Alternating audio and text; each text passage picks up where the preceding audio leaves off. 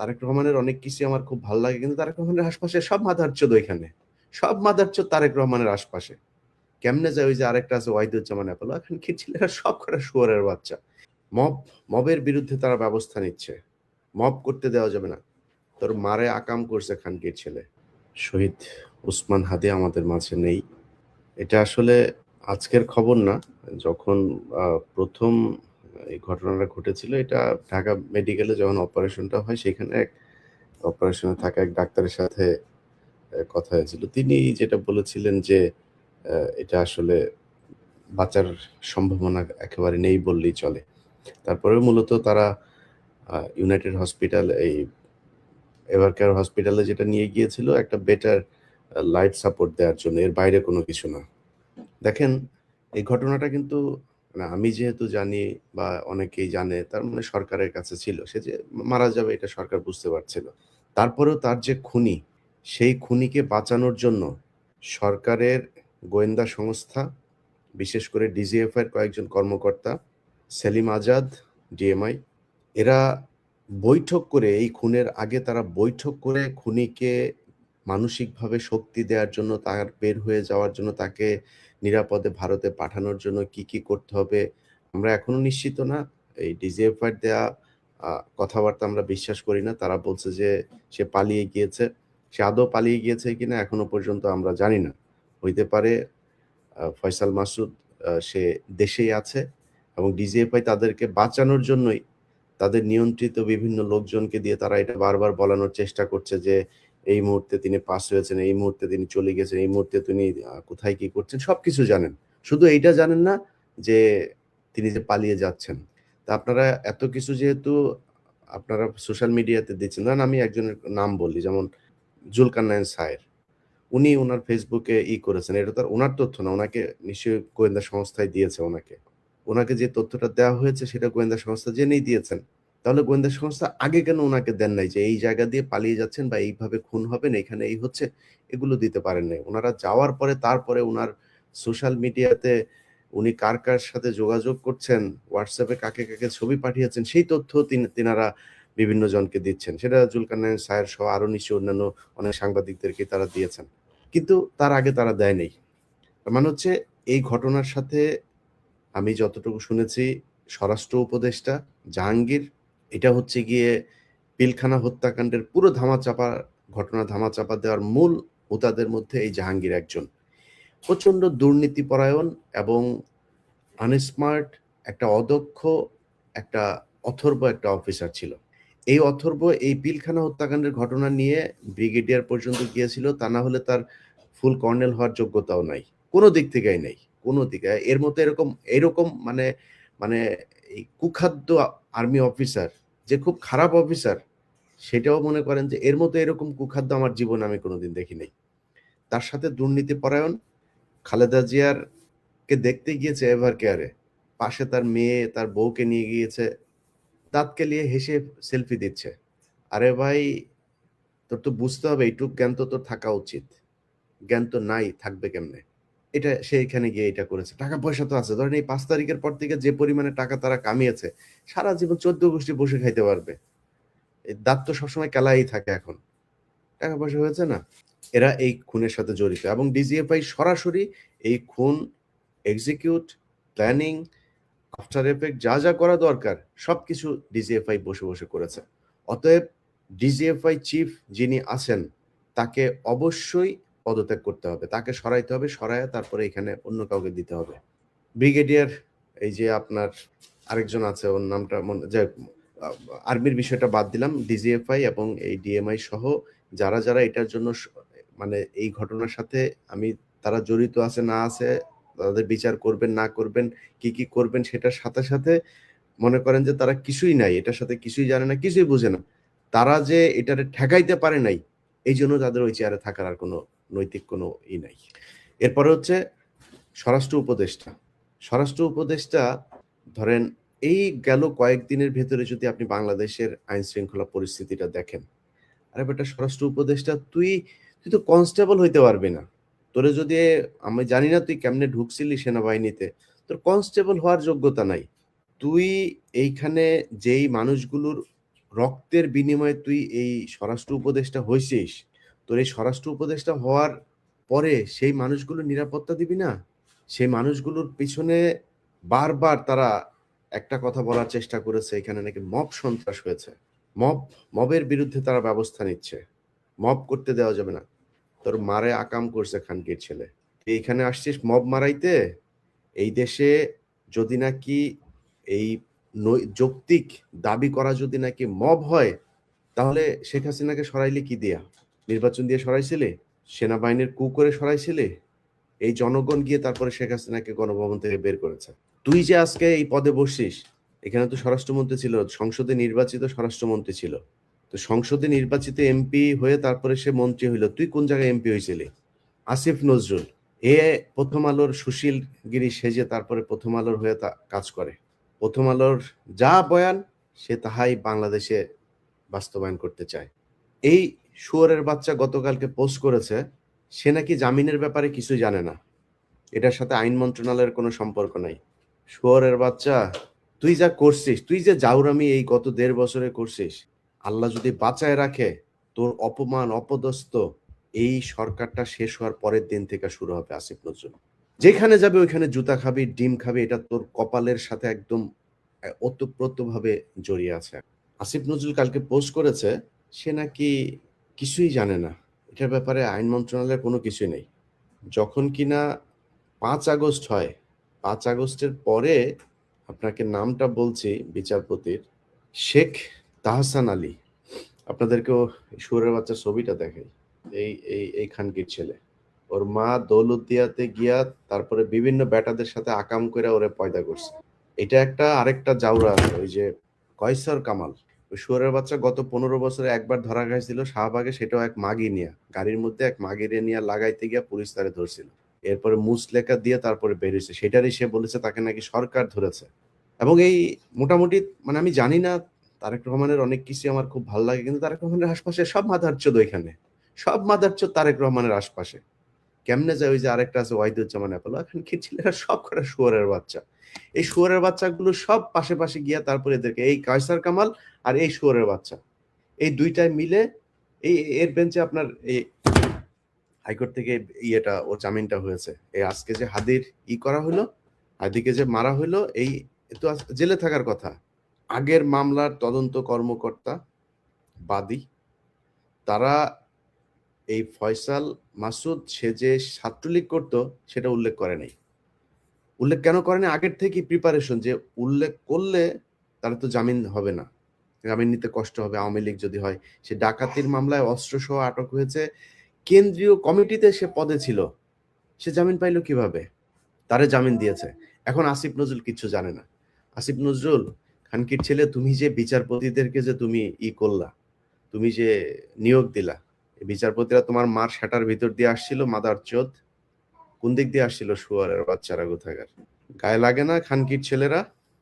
এই মানুষগুলো রক্তের উপরে দাঁড়ায় তারপরে তোরা উপদেষ্টা হইছিস, তোরা বড় বড় পদে বিচারপতি হয়েছে। এই খানকির পোলা, এই যে তাহসান, শুয়ারের বাচ্চা 5 তারিখের পরে সেইখানে এই তাকে বিচারপতি নিয়োগ করা হয়েছে, জামিন দিয়ে দিছে। সে যার রক্তের বিনিময়ে বিচারপতি হইলো, সেই লোকটারে, সেই মানুষগুলিরও খুন করার জন্য খুনিরে সে জামিন দিল। এবং এরপরে তার কি হবে? এরপরে সে বের হয়ে যাবে, চলে আসবে, সবকিছু তাদের প্রি প্ল্যান্ড। মানসিকভাবে আসলে খুব বিধ্বস্ত অবস্থায় আছি ভাই। বিশ্বাস করেন, 5 তারিখের পর থেকে আজকে পর্যন্ত আসিফ নজরুলের সাথে আমার কোনো ব্যক্তিগত সমস্যা আছে, স্বরাষ্ট্র উপদেষ্টার সাথে আমার ব্যক্তিগত সমস্যা আছে, এই কয়সার কামাল আমার সাথে ভালো সম্পর্ক ছিল, এই অ্যাটর্নি জেনারেল খুব ভালো সম্পর্ক ছিল। আরে ভাই, তোরা মানুষের চোদা রে, মাদার চোদেরা, মানুষের চোদা তোরা। মানুষ তোর মারে লাগায়া জন্ম দিছে এই দুনিয়ার ভিতরে। যদি তাই হইতো, তুই তোরা মানে এই কাজগুলি করলি কিভাবে? একটা মিনিমাম মিনিমাম একটা মানে এই মানুষের যেই এই থাকে, মানে বর্ডার লাইন থাকে, এইটুক মনুষ্যত্ববোধ তোরা দেখাইস না। টাকা পয়সার অভাব আছে, কয়সার কামাল বস্তায় ভরে ভরে টাকা নিয়ে গিয়েছে, বস্তায় করে করে এই কোর্ট থেকে টাকা নিয়ে গিয়েছে। আর কত টাকা লাগবে তোদের? কত টাকা দরকার আছে নাকি আরো? তোরা আওয়ামী লীগের লোকজন রে গড়ে পর্দায় সমানে জামিন করাইছিস। আসিফ নজরুল খানকির বলা শুয়োরের বাচ্চা, কয় টাকা লাগবে রে তোর? আরো আরো কত হাজার কোটি টাকা দরকার আসিফ নজরুল তোর বাঁচার জন্য, আরো ভালো থাকার জন্য? বল, কত মাগি লাগবে, কি লাগবে বল। নিয়ে তারপরেও যা দেশটার শান্তিতে থাকতে দে।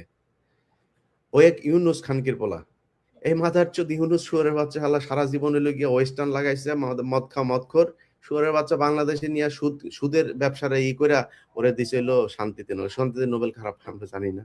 এই শুয়োরের বাচ্চা এই ওই রুমে যত এই শুয়োরের বাচ্চা করছে কি, এই যে আসিফ আর মাহফুজ দুইটা মন্ত্রণালয় ছাড়লো 2 দিন আগে।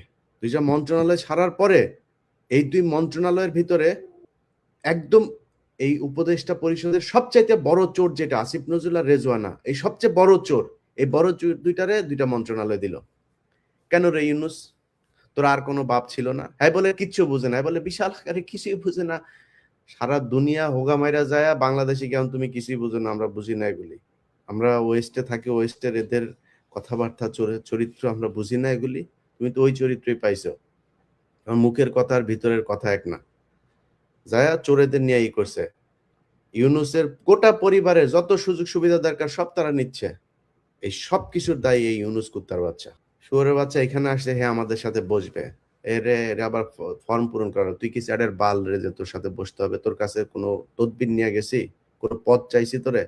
এরপর আবার 2 দিন পর আবার আরেকজনের দিয়ে ফোন দেয়, ভাই আপনাদের মিটিংটা হচ্ছে না, আসিফ নজরুল আর আসিফ মাহমুদ আর মনির হায়দার আপনাদের এই ডক্টর ইউনুসকে আপনাদের সাথে বসতে দিল না। আসিফ নজরুল, মনির হায়দার, ডক্টর ইউনুস পুটকি মারি আমরা, শুধু আমরা ওদের কাছ থেকে কিছু চাইছি, যায় বলছি যে আমার ভাইরে এইটা দে, আমার এইটা দে, আমার এই পদ দে, বলছি নাকি তোরে? চোদে তোরে কেউ? কারণ কি বলারা মানুষ মারা ফেলতেছে শুয়োরের বাচ্চারা, পাশে দাঁড়ায় থেকে দাঁত কেলায়, স্বরাষ্ট্র উপদেষ্টা দাঁত কেলাইতেছে পাশে দাঁড়ায় দাঁড়ায় করে, আল্লাহ চোরের বাচ্চার মতো দেখা যায়, চোরের বাচ্চা চোর, শুয়োরের বাচ্চা। ও এখন পর্যন্ত পদত্যাগ করেনি, জুতা দিয়ে পেড়াইলে ওরা পদত্যাগ করবে না, মজা পাইছে তো ওই জায়গায়। বাংলাদেশের এই যে আজকে যে বাংলাদেশ, এই হাসিনার পতনের পেছনে এই বর্তমান এই যে সরকারের ভিতরে দেখছেন কারোর কোনো অবদান নাই, একটারও কোনো অবদান নাই। ডক্টর ইউনুসের যে সমস্যা ছিল সেটা ব্যক্তিগত, তার সে ব্যক্তিগত সমস্যা। এই দেশের জন্য ইউনুস জীবনে কোনোদিন কোনো কিছু করে নাই, জীবনে কিছু করে নাই।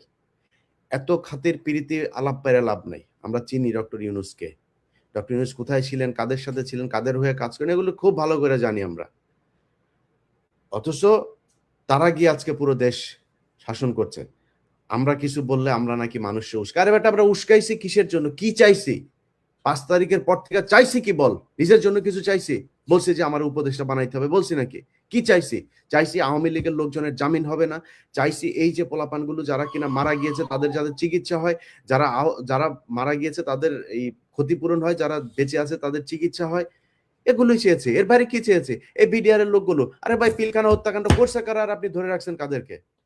কিসের জন্য তারা এখনো জেলে থাকবে? কমিশনের রিপোর্ট দিয়েছে, স্বরাষ্ট্র উপদেষ্টা বলে দিয়েছে যে এই রিপোর্ট নিয়ে কোনো অ্যাকশন করা যাবে না, কারণ কি ওইখানে তার নাম এসেছে। তো ডাইরেক্ট ওপেনে বলেছে, কমিশনের রিপোর্ট, এই কমিশনের মেম্বার যারা ছিল ওপেন মিটিং এ বলেছে যে তোমরা আমার নাম নিয়ে আসছো এখানে, তোমাদের এই রিপোর্ট নিয়ে কোনো কিছু করা যাবে না। কিচ্ছু করতে দিচ্ছে না বিডিআর এর রিপোর্ট নিয়ে। কোথায় কি করতে দিয়েছে আপনি জানেন? আমি আজকে ঘুমিয়েছিলাম, আমার ফোন দিচ্ছে, যা দরকার ভাই, যা লাগে করা হবে, যেটা দরকার হয় সেটা করা হবে, যা লাগে যা দরকার হয় করা হবে। ভাই দেন আমার, জাস্ট নাম্বার দিয়ে দেন, নাম্বার দিয়ে দেন। এই এই দেশ স্বাধীন করেছে যারা, তাদের হাতে থাকবে দেশ, তারা যা বলবে, যেভাবে বলবে সেভাবেই চলবে দেশ। এবং আগামীকালকে বাংলাদেশের প্রতিটা মানুষের কাছে অনুরোধ, ভোরের সূর্য এখন রাতের বেলা, অনেক মানুষ, হাজার হাজার মানুষ এরই মধ্যে সেখানে জড়ো হয়েছে। ভোর সূর্য ওঠার আগে আপনারা শাহবাগে জড়ো হবেন। এই শাহবাগ থেকে মানে পুরো সামনের 5 বছরে কি হবে পুরো পরিকল্পনা এখান থেকে দিতে হবে, কিভাবে নির্বাচন হবে, কি হবে, সবকিছু পরিকল্পনা এখান থেকে দিতে হবে। প্রথম আলো, আরে ভাই আশ্চর্য একটা বিষয়, আপনি খুনি, এই যে ওর এখানে কয়েকজন রিপোর্টার আছে, টিপু সুলতান, এই যে মতি টতি, এগুলোর ব্যাপারে সরাসরি তারা ইয়ের সাথে ছিল। সন্তোষ শর্মা এখনো কালবেলায় অফিস করে বাংলায় ভীষণে, এই যে জুবায়ের টুবায়ের এগুলো। আর ভাই এক একজনের নামে 4টা 5টা করে খুনের মামলা, এরা ওপেনে অফিস করে। এটা কি ফাইজলামি নাকি? একটা ওপেনে অফিস করে তারা, একবারের জন্য আটক করা হয়নি, একটা মানে তামাশা চলে এসছে। তাহলে বলেন কেউ মারা যায় নাই জুলাইতে? যদি মারা যায় এটা বিচার করেন, কত দ্রুত করতে চান, কত বিচারক নিয়োগ দিতে চান, কি করতে চান, কেমনে করতে চান, বিশেষ আদালত করতে চান, করেন, কিন্তু বিচার করেন। যদি তারা নির্দোষী হয় তাদের ছেড়ে দেন। অথচ নির্দোষ অনেক মানুষজনরে সেখানে করে রাখা হয়েছে, আর দোষীদেরকে বাইরে আরামসে তারা ঘুরে বেড়াচ্ছে। কোনো ব্যবসায়ীরা তারা পাশে নিয়ে ঘুরে, কোনো ব্যবসায়ীর পিছনে লাগে। আরে ভাই, যদি ব্যবসায়ীরা আপনি কিছু না বলেন তো সবারই ছাড়েন, এটা আটকানোর আছে, ওইটা ছাড়া আছে, ওরে সাথে নিয়ে ওরে বগলে নিয়ে ঘুরে, যার সাথে যেমন মনে চায় তেমনি ঘুরতেছে।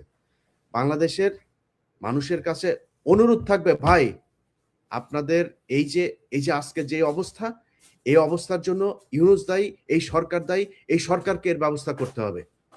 এই যে হাসনাত, সারজিদ সহ নাহিদ, একজনও তো নিরাপদ না।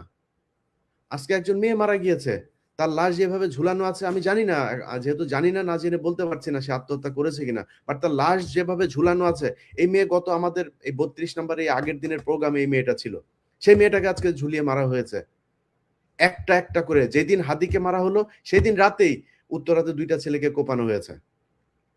তারা মিছিল থেকে ফিরছিল, এটার বিক্ষোভ মিছিল ছিল হাদির হত্যাকারীকে আটকের দাবিতে, সেখান থেকে যাচ্ছিল, 2টা ছেলেকে কোপানো হয়েছে।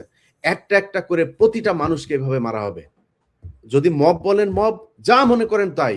ভাই আপনার আশপাশে যেসব আওয়ামী লীগের লোকজন আছে, সরকার যেহেতু বিচার করবে না, যে আওয়ামী লীগের লোক যাদেরকে পুলিশ ধরছে না, আপনি কনফার্ম যে সে আওয়ামী লীগ ছিল, যদি বাঁচতে চান ওদেরকে যা করা সেটা করতে হবে। এই আওয়ামী লীগের যারা যারা জামিনে আছে, ওদের যারা আপনার বাড়ির আশপাশে আছে, যাদের বাড়িঘর আছে, যেখানে যা করা দরকার সেটা করতে হবে। যাদেরকে আপনি দেখবেন অফিস করছে এখন পর্যন্ত, যাদের যা করা দরকার সেটা করা হবে। আপনাদেরকে আজকে একটা বিষয় নিয়ে আমরা এই ঘোষণাটা আরো অনেক পরেই দিতাম। আমরা একটা মুভমেন্ট করছি, এই মুভমেন্টে বাংলাদেশের অনেক পরিচিত মুখ, যারা দেশপ্রেমিক, যারা এই গত 15 বছর নির্যাতনের শিকার হয়েছে, তাদেরকে নিয়ে বাংলাদেশ আজাদি মুভমেন্ট।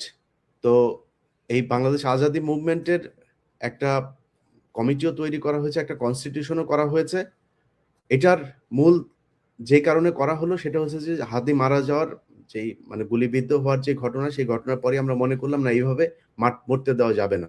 একটা প্ল্যাটফর্ম থাকতে হবে যেখানে সবার অভিভাবক থাকবে, সেখানে তারা কিছু কিছু জায়গায় আমরা কোনো পলিটিক্যাল, কে নির্বাচনে আসবে, কে নির্বাচনে যাবে, কেমনি নির্বাচন হবে, এগুলো নিয়ে আমাদের কোনো মাথা ব্যথা নেই। কিন্তু ভারতের ব্যাপারে, এই ভারত শুরু থেকে আজকে পর্যন্ত আমাদের এই দেশের পেছনে ছিল।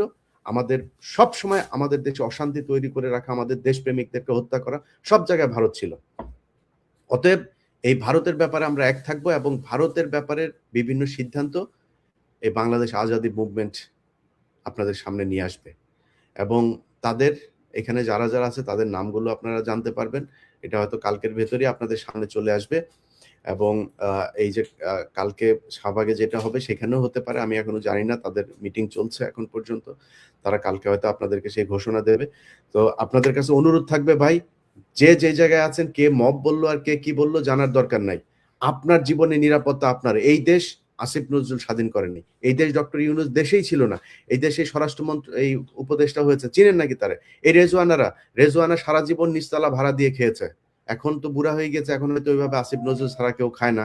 এখন ও সারা জীবন টাকা পয়সা এই বিদেশিদের কাছ থেকে পয়সা পাতি নিয়ে এভাবে চলে, কোনোদিন তার কোনো সমস্যা হয় নাই, কখনোই তার কোনো সমস্যা হয় নাই। বলেন এই 15 বছরে কি হয়েছে? আদিলুর ভাই কয়দিন জেলে ছিল, সে আদিলুর ভাইদের দেখেও এখন মাথা ঘুরায় যে ভাই কি কি করেন কি ভাই? আরে ভাই, আপনাদের হাতে দেশটা দেওয়া হইলো, সেই দেশটারে এইভাবে ধ্বংস করে দিলেন। একটা বিপ্লব, এরকম বিপ্লব সারা পৃথিবীতে কোনোদিন কেউ করতে পারে নাই। পুরো একটা দলের সব কটারে দেশ থেকে যেতে বাধ্য করেছে এই দেশের সাধারণ মানুষ। সেই মানুষগুলোরে আপনারা কি দিলেন? এখন পর্যন্ত আহত অনেকের চিকিৎসা দেওয়া হয় নাই, এখন পর্যন্ত নিহত অনেকের পরিবারের টাকা পায় নাই। যার যেমন মনে চায় একটা হাস্যকর অবস্থায় নিয়ে গিয়েছে জুলাই পুরো আন্দোলনটাকে। তাদের কারণে আজকে আপনি এখানে বসে আছেন। যাই হোক ভাই, বিচার যার যার বিচার তার করতে হবে। এটার জন্য যদি নাকি সরকার আইন প্রয়োগকারী সংস্থা বিচার, স্বাভাবিক নর্মাল বিচার প্রক্রিয়া দিয়ে যদি করতে না পারে, যার যার হাতে তার বিচার করে নিতে হবে। এছাড়া কোনো উপায় নাই। সরকারের কাছে আমরা বারবার দাবি করেছি বিভিন্ন বিষয় নিয়ে, করে নাই। আমি আজকে একটা কথা খুব খুব সুন্দরভাবে বলে রাখি, আসিফ নজরুল, স্বরাষ্ট্র উপদেষ্টা, যারা যারা আসিস তোরা খানকির ছেলেরা শোন, তোদের যদি নাকি সরকার থেকে যদি নাকি তোরা খালি সরবি, খালি তারপরের দিন থেকে তোদের পেছনে লাগা হবে।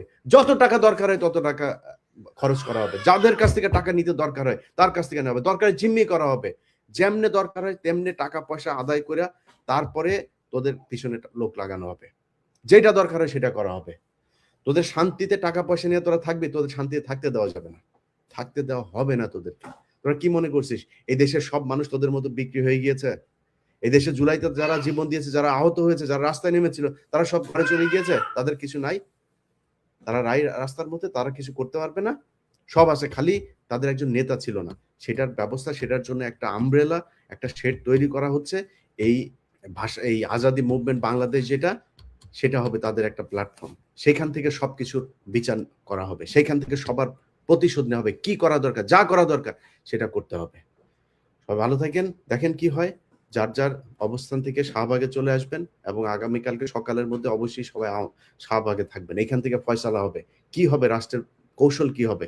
যাদেরকে যেসব বিচারকদের, এই আসিফ নজরুল, এই খানকির ছেলে বলছে যে ওনায় কিচ্ছু জানে না। শুয়োরের বাচ্চা, তুই জানিস না? তুই বিচারকদের নিয়োগ দিস নাই? এই শুয়োরের বাচ্চা, এখন পর্যন্ত বিভিন্ন জায়গায় জেলা দায়রা জজ টজ এইসব জায়গাতে সেই এই হিন্দুগুলোরে বসায় রাখছে, যে হিন্দুগুলো এই কয়েক বছর কোটি কোটি টাকা করছে, সেগুলোর বসায় রাখছে। সেগুলোর এখন পর্যন্ত ঢাকা থেকে নিয়ে বিভিন্ন জেলায়, অনেকগুলো ঢাকা, তো এই যে আসিফ নজরুলের পিএস মাসুম, শুয়োরের বাচ্চা সারা জীবন আওয়ামী লীগের দালালি করছে, তারা এনে তার পিএস বসায় রাখছে। সব পুরো একদম আইন মন্ত্রণালয় সে চালায়। আসিফ নজরুলের মাঝে মধ্যে মাগিয়ে এনে দেয়, আসিফ নজরুল লাগায়, আর কিছু না, আর কোনো সমস্যা না। টাকা পয়সা যা দরকার সবকিছু পাঠায় দিচ্ছে বাইরে। ভাই, বিদেশে যারা আছেন, প্রতিদিন পত্রিকা খুললেই সবচাইতে ভালো সুন্দর নিউজটা হয়েছে 8 দিনে রেমিটেন্স আসলো 1.2 বিলিয়ন, 8 দিনে এত হাজার কোটি টাকা খালি রেমিটেন্স যায়।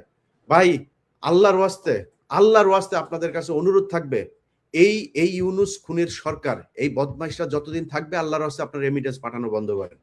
এরা, আপনারা রেমিটেন্স পাঠান, আর এরা হচ্ছে গিয়ে সেই টাকা বাইরে পাচার করে। একটা উপদেষ্টা টাকা দেশে রাখে না, সব কয়টা বাইরে পাঠাচ্ছে, সব কয়টা বাইরে পাঠায় বিভিন্ন দেশে, অস্ট্রেলিয়া, কানাডা, আপনার তুরস্কে পাঠাচ্ছে, তারপরে পর্তুগালে পাঠাচ্ছে, এখানে পাঠাচ্ছে, এটা করছে তারা। সো তাদেরকে টাকা পাঠায় না, আল্লাহর রাস্তায় আপনারা টাকা পাঠায় না, ওরা টাকা দেশে রাখছে না। নির্বাচিত সরকার আসুক, সেটা বিএনপি আসুক আর জামাত আসুক, তারপরে আপনারা টাকা পাঠানো শুরু করবেন। কারণ এরা আমাদের এই রক্তের সরকার না, এরা সব নিজের পেট ভরার জন্য, নিজেদের মতো করে নিজেরা চলার জন্য এখানে এসছে। তো সবাই ভালো থাকেন, আবার আপনাদের সাথে যুক্ত হব রাতে অথবা কালকে সকালে আবার যুক্ত হব। আল্লাহ হাফেজ।